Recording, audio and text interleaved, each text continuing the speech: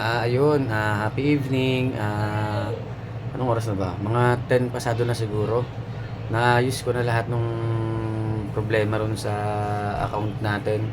So, as you can see, pinost ko na kanina yung bar graph nung status ko ron sa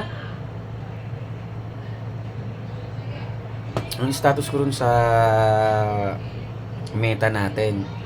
So, sobrang laki ng binaba. Halos kalahati. Pero hindi naman siya lumagpak. Sobrang baba lang kasi hindi nga ako nakakapag-engage this past 2 weeks. Dahil nga may inaayos tayo at kailangan natin magpahinga. So, yun. Hindi naman ako nalulungkot.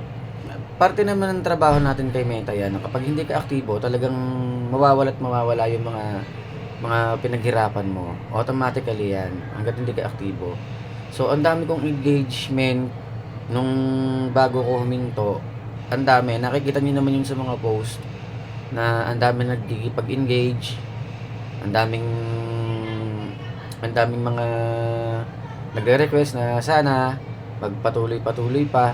Kaso bigla nga ako huminto. Yun nga, kailangan ko magpahinga. Ngayon, itutuloy pa rin naman natin to. Maayos at makakabalik tayo dun sa dati. Yung kalahati na nawala na yun, maibabalik natin yan. Madaming nagmamahal sa atin, lalo na mga OFW. Love na love si Kaapir tayo. So, makakabalik din tayo dyan, huwag kayong mag-alala.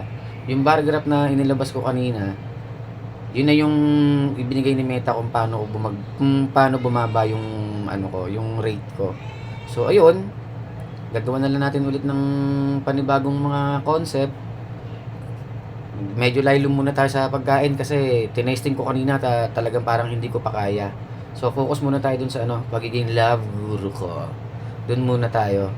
So kung ulitin ko, dun sa masasabihin ko, masasakit na yung mga papakawalan ko ngayon. Pero nasa sa inyo na yung kung tatamaan kayo, pero wala akong pinupunto kung sino yun, ha? Ang akin lang, sasagutin ko lang kung ano yung mga itinatanong sa akin at brutal kong sasagutin. Yun tayo. Kasama natin to. Makakabalik tayo. Thank you. Happy evening guys. Magpahinga na tayo. Okay?